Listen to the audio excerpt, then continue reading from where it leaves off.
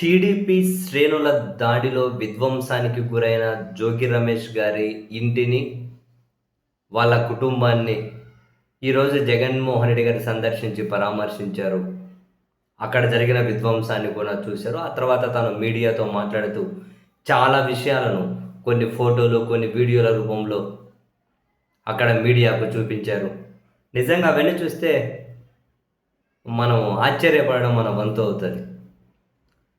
ఎక్కడైనా ఏదైనా పోలీసులు ఉన్న దగ్గర ఒక చిన్న డిస్టర్బెన్స్ ఏమైనా జరిగితేనే పట్టి ఈడ్చి అవతల పడేస్తారు. ఒక చిన్న డిస్టర్బెన్స్ జరిగితే ఏం చేస్తారు? ఈడ్చి అవతల పడేస్తారు. జగన్మోహన్ రెడ్డి గారు వీడియోలు చూపించారు ఆ రోజు దాడి జరిగినవి.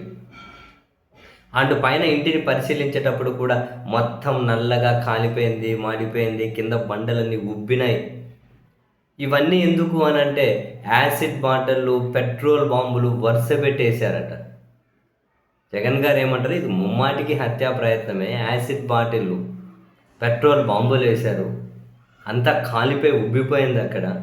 ఆ పక్కనే ఫ్యాన్ రెగ్యులేటరీ స్విచెస్ ఉన్నాయి. అవి కనుక కాలిపోయి ఏమైనా కనుక వైరింగ్ ఖాళీ ఉండింటే లోపల కర్టన్స్ ఉన్నాయి, వుడ్ వర్క్ ఉంది. జోగి రమేష్ గారు వాళ్ళ నాన్నగారు 80 సంవత్సరాల వయసు, ఆయన లేవలేరు, అంటే ఎక్కువ కదలలేరు. అండ్ వేరే ఆడవాళ్ళు ఉన్నారు. ఏమైపోయేది పరిస్థితి అని చెబుతూ ఇదంతా కనుక ఒక ధ్వంసరచన చాలా ప్లాన్డ్గానే చేశారు. పోలీసులతో కుమ్మక్కై చేశారు. పోలీసులు టీడీపీ శ్రేణులు కుమ్మక్కై చేశారని చెప్పి ఇక్కడ దాడిలో ఎవరైతే పాల్గొన్నారో వాళ్ళ విజువల్ చూపించారు. చూడండి వీళ్ళు అని.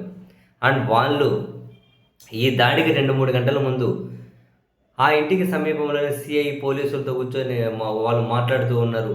అదిగో ముందు పోలీసులతో మాట్లాడారు, కరెక్ట్ స్కెచ్ చేసి ఎగ్జిక్యూట్ చేశారు.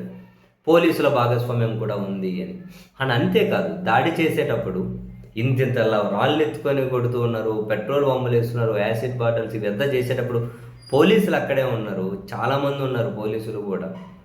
ఒక్కరిని కనుక కనీసం ఇట్లా ఈడ్చే ప్రయత్నం కూడా చేయలేదు. ఒకవైపు పెట్రోల్ బాంబులు వేసి దాడి చేసి అంత జరుగుతూ ఉంటే పోలీసులు లాఠీ కూడా ఇట్లనరా, ఏదో ఇట్లా ముట్టుకుంటే కందిపోతారేమో అవన్నీ దాడి చేసేవాళ్ళు అని పోలీసులు చిన్నవాళ్ళు పట్టుకొని వద్దు పాండి అని ఇట్లా దొబ్బుతూ ఉన్నాం. ఊరకే దొబ్బడం కాదు, ఇట్లా అదే శృతి మెత్తగా.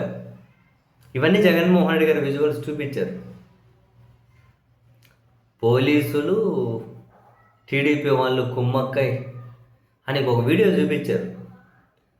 వాడెవడో అష్రాఫ్లో ఎవడో ఏదో పేరు చెప్పి టీడీపీ అతనట. ఇంకొక ఆమె కూడా ఎవరో ఆశ అనేది టీడీపీ మహిళట.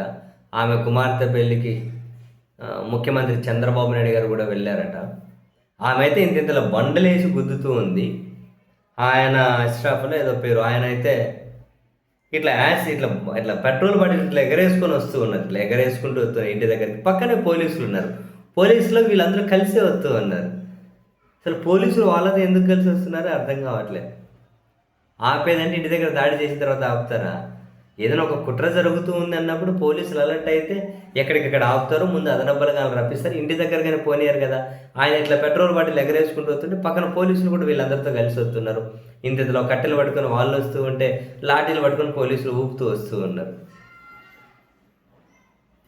చూడండి, ఇంత దాడి చేశారు. పోనీ జోగి రమేష్ గారు ఏమన్నారు అని జగన్మోహన్ రెడ్డి గారు చెప్పింది ఏమన్నారని, మీరు చుప్పు మంచి సరి చేసుకోండి, మీకు మంచి బుద్ధి ప్రసాదించాలి అని చెప్పి జోగి రమేష్ అన్నారు. ఆయనన్నా చిప్పు సరి చేసుకోండి అన్నారేమో. ఇప్పుడు నేను అడుగుతూ ఉన్నా, అసలు మీకు చిప్ అనేది ఉందా? అసలు మీకు ఆ చిప్ అనేది ఉందా? సరి చేసుకునే సంగతి తర్వాత మీకు అసలు చిప్ ఉందా? ఒక పక్క విచారణ సంస్థలు, ఒక పక్క ప్రెస్టీజియస్ ఇన్స్టిట్యూషన్స్ కూడా మీరు కూసిన గబ్బు కూతల తిరుమల లడ్డూలు అవేమీ లేదు అని చెబుతూ ఉంటే మళ్ళీ ఈరోజు కూడా అదే పాట పాడుతూ మీకు అసలు చిప్ ఉందా, మీరు అసలు మనుషులేనా అని అంటూ ఉన్నారు. అవన్నీ వాళ్ళకి ఎక్కువ ఏదో ఒక అబద్ధం. నెక్స్ట్ ఎన్నికల వరకు ఇప్పటికే ఒక ఏదైనా స్ట్రాటజీ రెడీ చేసి పెట్టుకుంటారు. రోజు అదే పాట పాడుతూ ఉంటారు. నోరు తెరిస్తే ఇంక అదే పాటే. బాబోయ్, నిజంగా ఎంత దారుణానికి తీసుకొచ్చేసారు రాష్ట్రాన్ని అంటే డిఫైన్ కూడా చేయలేము బాబు.